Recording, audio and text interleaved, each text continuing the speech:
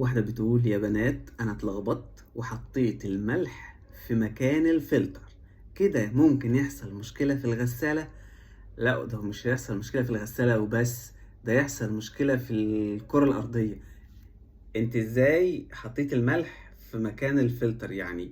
طب احنا بنقول لما بنيجي نشرح ونقول حط الملح، بنقول افتحي الغطا، حطي القمع، وبعدين صب الملح جوه القمع ومفيش حباية ملح تيجي في الأرضية، وبعد كده تقفلي الملح، غطا الملح، تقفلي غطا الملح كويس عشان ما يسربش. انت مخك راح ازاي لناحية الفلتر؟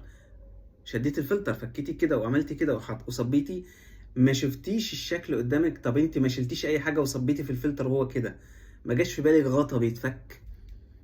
يعني ازاي جات لك الفكرة؟ ازاي؟ انا مش مقتنع، يعني ازاي تحط طب وانت بعد ما عملت المصيبة دي انت لسه بتسألي هل هيبقى في مشكلة؟ هو الملح هيدوب ازاي؟ انت الملح هيدوب ازاي؟ عشان خاطر لازم يدوب عشان ايه؟ يتشفط عشان يتصرف. طب الملح حبيبات هيتصرف ازاي؟ لا، ده هو لو داب دي في مشكلة اكبر بكتير. لو داب هيطلع في الغسالة مع المية من فوق الاول وهو بيدوب في ارضية الغسالة كله، هيصدي الغسالة طبيعي جدا. هتبص تلاقي الغسالة كلها بقت عبارة عن ملح، ملح بس. دي كارثة يا جماعة، خلوا بالكم. الملح مكانه معروف.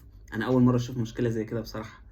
يعني خلوا بالكم، الملح مكانه الملح، الملمع مكانه الملمع، والمسحوق مكانه معروف. ما تتلخبطوش في الحاجات دي مهمة. انت فين وفين لما بتيجي تحطي ملح؟ كل شهرين مرة، كل شهر، كل 6 شهور مرة. خلوا بالكم، هتعمل مشكلة كبيرة جدا موضوع الملح ده بالأخص. شكرا.